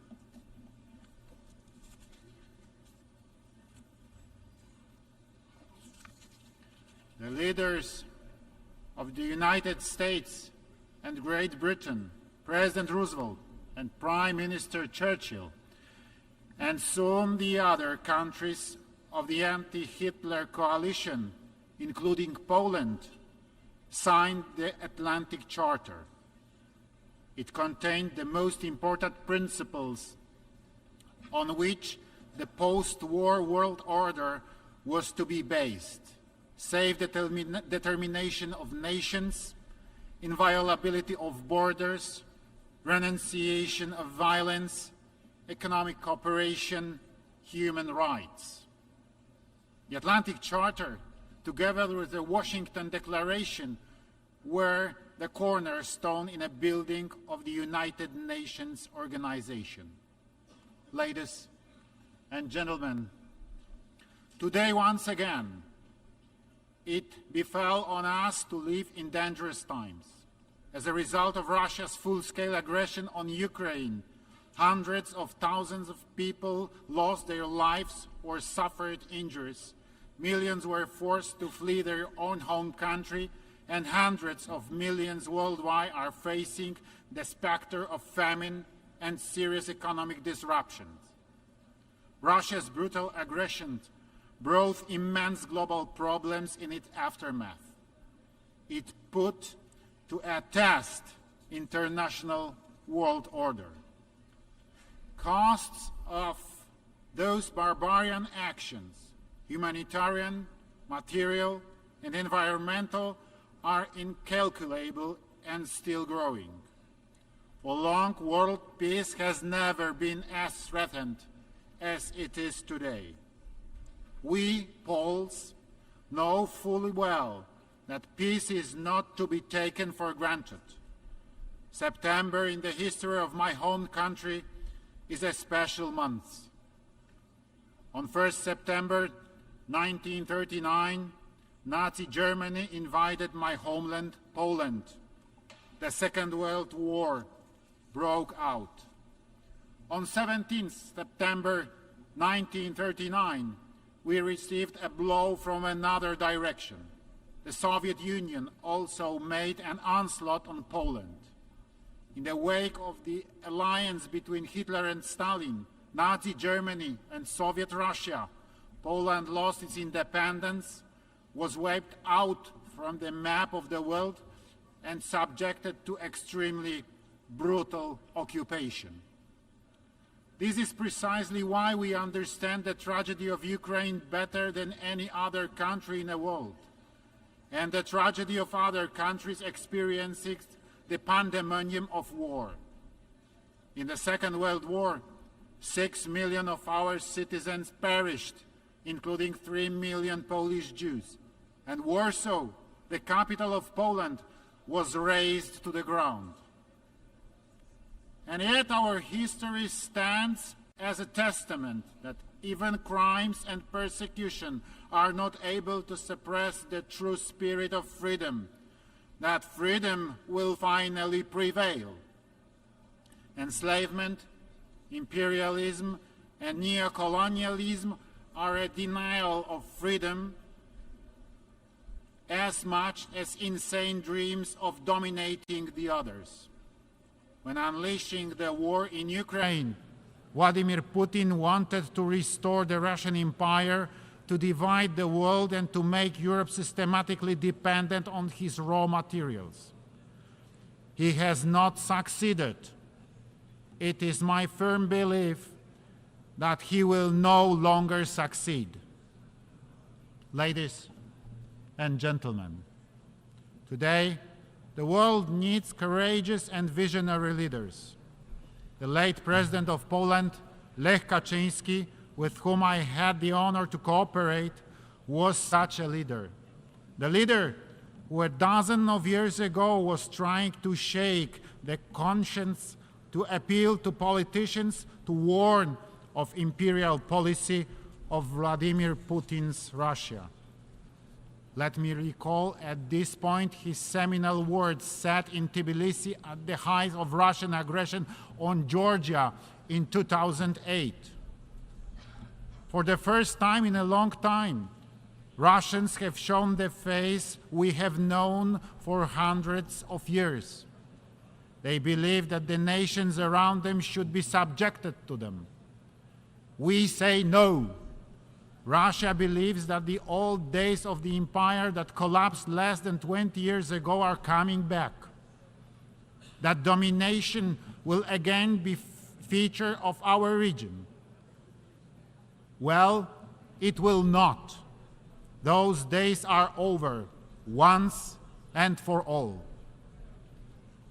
Yes, today, in this very place, at the United Nations headquarters, I wish to reiterate, those days can never return. The logic of conquest, changing borders by force, disregarding the law, and denying the Ukrainian people their right to exist must be stopped. This brutal war must end and not be converted into a frozen war. This can only be done by restoring the full territorial integrity of Ukraine within its internationally recognized borders. Ladies and gentlemen, Poland's position in the face of any war is clear and straightforward. We demand absolute respect for internationally recognized national borders. The inviolability of these borders is a fundamental element of the world order. Today, the victim is Ukraine.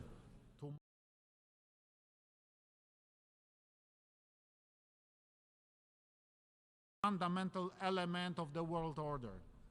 Today, the victim is Ukraine. Tomorrow, it could be any one of us if we do not follow these ironclad rules, if we do not insistently enforce compliance with international law. Forgotten and unpunished war crimes, crimes against humanity, build a sense of impunity among the perpetrators. Such crimes give permission to their successors and imitators who, following suit, commit similar crimes when they want to dominate and determine the fate of other states and nations. The crimes in a war in Ukraine are the living proof thereof. That is why we are engaged in initiative to hold Russia accountable for gross violations of fundamental norms of international law. We strongly support the work of the International Criminal Court and the International Court of Justice. We support the work of the Independent International Commission under the UN Human Rights Council to investigate violation of human rights and humanitarian law in the context of Russian aggression and to collect, verify, and preserve evidence. We support the idea of establishing an ad hoc special tribunal. The crimes must be accounted for and the perpetrators punished. Ladies and gentlemen, information wherefore goes on. Lie is used to cover up and justify Russian crimes on civilian population. Russia continually tries to shape international public opinion by building a false vision of the reality. In Poland, this comes as no surprise to us, but the world is just about to discover the scale of manipulation and disinformation. This spearhead is often directed also at my country, Poland, labeled in many various ways. This is because we have consistently been opposing Russia's imperial and neo-colonial policy and have supported Ukraine in its defense from the outset. We, as international community, must draw conclusions from the situation. We must confront manipulation and disinformation. We must fight against the hypocrisy of history, the reversal of the roles of the henchman and a victim. What is evil should be called evil. A crime should be called a crime. Ladies and gentlemen, these days, many states are blamed for prolonging the war as they supply necessary weapons to Ukraine in its defense war. This is a completely false logic, as if putting the blame on a neighbor who comes to aid to the people next door defending their own home against mugger. If someone attacks your household, you have the right to defend it, and the neighbors should not to stay indifferent. Ukraine would not be able to resist the aggression and effectively stand for its independence if it were not for the assistance of other countries, and primarily on the biggest scale, the United States of America. It is the United States that has been playing a pivotal role in assuring security in Europe for more than a century. I'm saying so as a president of the European country which was plagued by war experience on so many occasions. It must be remembered that the engagement of the United States in the First World War led it to an end, as much as to the restoration of independence by Poland and by other countries of the Central and Eastern Europe. The United States played a pivotal role in defeating Nazi Germany. Without the US support, neither the United Kingdom nor the Soviet Union would have been able to resist Hitler. Finally, the United States was instrumental in the reconstruction of Western Europe in the aftermath of war and in fending off the threat posed by the Soviet Union throughout the Cold War. It is too often that Europe tends to forget that it owes its security and prosperity to the US commitment and presence. In Poland, we recall this very well. That is why Poland's top priority for the time of our presidency of the European Union in the first half of 2025 will be enhancing transatlantic relations and cooperation between the EU and the United States of America. Ladies and gentlemen, Poland has never had colonies, the fact of which we are proud. We emphasize it on all occasions. Instead, my home country was many times brutally attacked, destroyed, and used by the neighbors with their imperial ambitions. For 123 years, Poland disappeared from the maps of the world. That is why we understand very well the countries that suffered colonialism and the challenges they need to confront.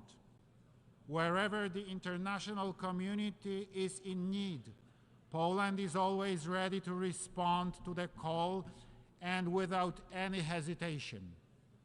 We provide assistance in many corners of the world.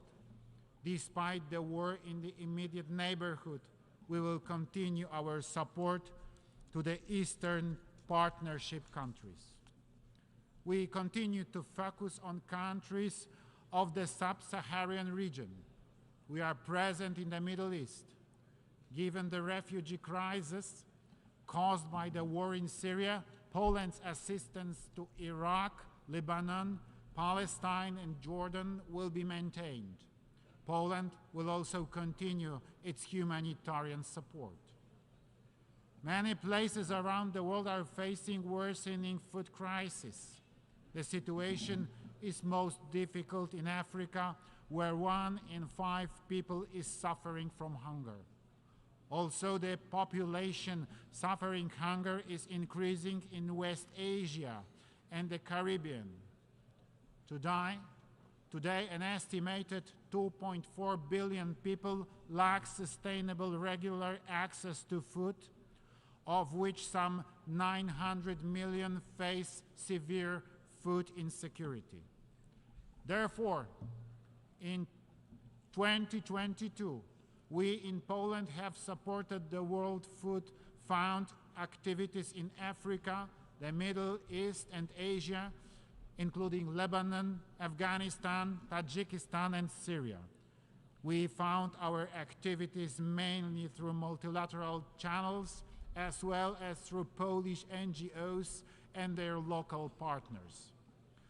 Poland fully recognizes the ambitions of the African Union to play an even more active role in the on the global stage. Ensuring peace and development in Africa will be facilitated by good and cost-effective governance and the development of democracy on the continent. We respect African solutions to African problems, standing ready to share the experience we have gained in the difficult but successful transformation of our economy.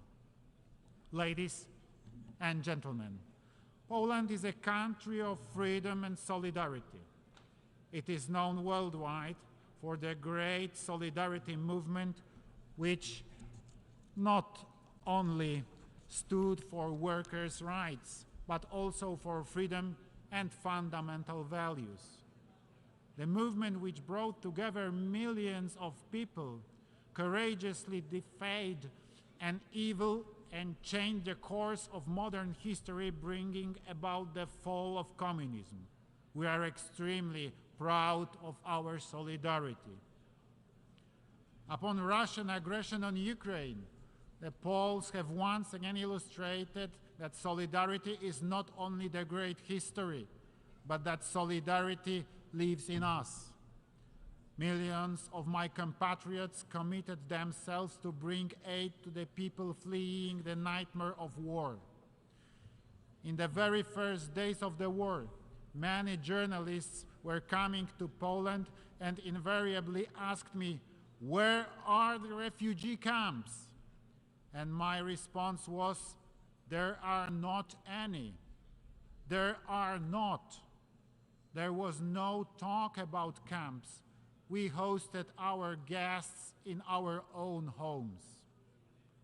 We also had the honor of hosting many world leaders who came bringing humanitarian aid, including the United Nations Secretary General and other United Nations high-ranking officials.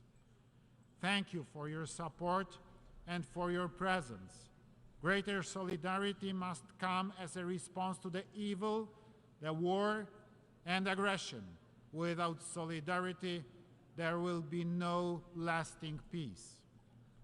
Ladies and gentlemen, the world today needs more solidarity. We believe that the idea of solidarity-based development, which we hold so dear, is a beacon for security and prosperity.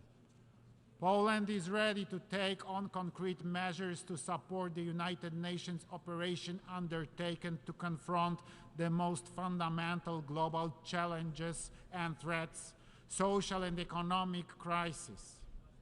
We wish to support the idea of just transition of economic and social changes that will not lose sight of the human dimension so that nobody is left behind. We believe that our experience as a leader of Central Europe, the fifth economy in European Union, and the largest state in a Three Seas initiative can prove valuable, and many countries with varying degrees of economic and social development.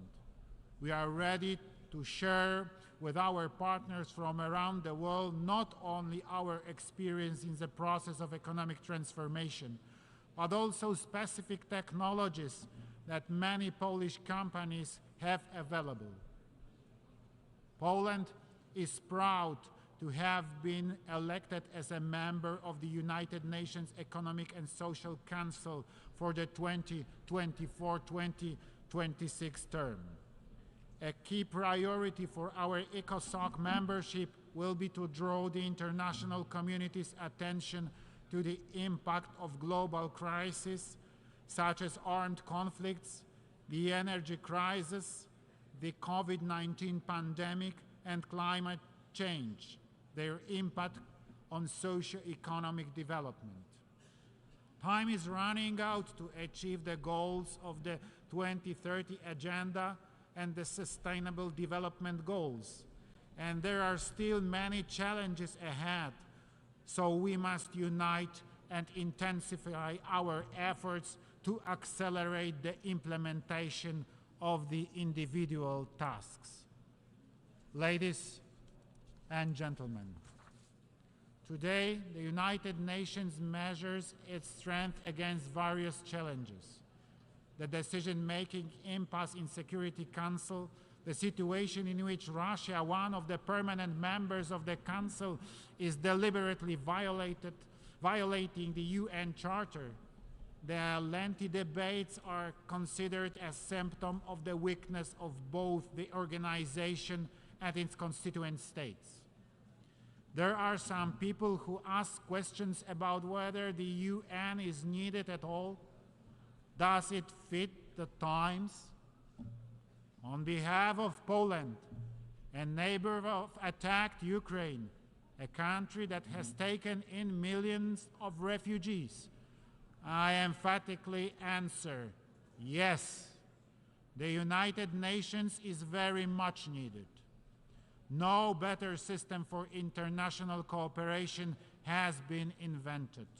The United Nations best justifies its experience not here in the New York or Geneva, but by bringing aid and assistance to those most in need, children, victims of war, the persecuted and the hungry, every day, all over the world. In 2025, the UN will celebrate 80th years of its existence. We remember why it was founded. Today, in these dangerous times, we need a return to the thinking and actions of the founding fathers of the United Nations. There will be no lasting peace without cooperation, without solidarity between richer and poorer countries, and ultimately without respect for international law. Poland wants cooperation. Poland wants solidarity. Poland wants peace. Thank you very much for your attention. On behalf of the Assembly, I wish to thank the President of the Republic of Poland for the statement just made, and I request protocol to escort His Excellency.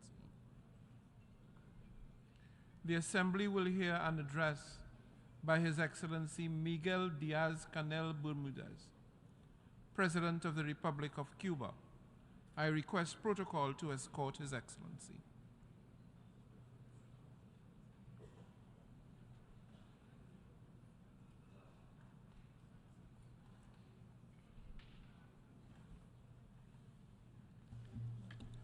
On behalf of the General Assembly, I have the honor to welcome His Excellency Miguel Diaz-Canel. Traigo a esta asamblea President, I am bringing to this assembly the voice of the South, the exploited and humiliated, as was said by Che Guevara in this same room almost 60 years ago. We are a diverse group of nations sharing the same problems. We have just confirmed that in Havana, which was honored to host the summit of leaders and other high representatives of the G77 in China, which is the most representative, broad, and diverse representation that exists in the multilateral arena. During those two virtually tireless days, more than 100 representatives from 134 nations making up the group raised their voices to call for changes that can no longer be postponed in the midst of this unjust, irrational, and abusive international economic order that year after year has deepened the enormous inequalities between a minority of well-developed nations and a majority that has not managed to get rid of the euphemism of developing nations. Worse still, as was recognized by the United Nations Secretary General at the Havana Summit, the G77 was founded 6 decades ago to repair centuries of injustice and abandonment. And in today's convulsive world, they are entangled in a host of world crises, where poverty is on the rise and hunger is even greater. We are united by the need to change, which has not been resolved, and by the condition of being the main victims of the current global multidimensional crisis, abusive, unequal exchange, scientific and technological gaps, and the degradation of the environment. But we are also united, and have been for more than half a century now, by the inescapable challenge and the determination to transform the current international order, which, as well as being exclusionary and irrational, is unsustainable for the planet and is not viable for the well-being of all. The countries represented at the G77 and China, where more than 80% of the population lives, do not only have the challenge of development, they also have the responsibility of modifying those structures which marginalize us from social progress and turn many peoples of the South into laboratories for renewed forms of domination. A new and more just global contract is imperative. President, only 7 years ahead of the deadline established to implement the promising 2030 agenda, the panorama is bleak. This august institution has already recognized it. At the current pace, none of the 17 SDGs will be achieved, and over half of the 169 agreed targets will not be met. In the midst of the 21st century, the fact that almost 800 million people suffer from hunger in a planet that produces enough to feed all is outrageous. Equally outrageous is the fact that in the era of knowledge and accelerated development of ICTs, more than 760 million people, 2/3 of them women, do not know how to read or write. The efforts of developing countries are not enough to implement the 2030 agenda. They must be supported by concrete actions to provide access to markets, financing under fair and preferential conditions, technology transfer, and North-South cooperation. We are not begging for alms or asking for favors. The G77 calls for rights and will continue to demand a profound transformation of the current international financial architecture, because it is deeply unjust, anachronistic, and dysfunctional. Because It was designed to profit with the reserves of the South, to perpetuate a system of domination that increases underdevelopment and replicates a pattern of modern colonialism. We need and demand financial institutions in which our countries have true decision-making capacity and access to financing. A recapitalization of multilateral development banks is imperative to radically improve their lending conditions and to meet the financial needs of the South. The member countries of this group were forced to allocate $379 billion from their reserves to protect their currencies in 2022, almost twice as much the amount of special drawing rights allocated to them by the IMF. A rationalization, review, and change of role of credit qualifying agencies is needed. Equally imperative is to establish criteria that would go beyond the GDP, to define the access of developing countries to financing under favorable conditions and with adequate technical cooperation. While the richest countries fail to meet the commitment of allocating at least 0.7% of their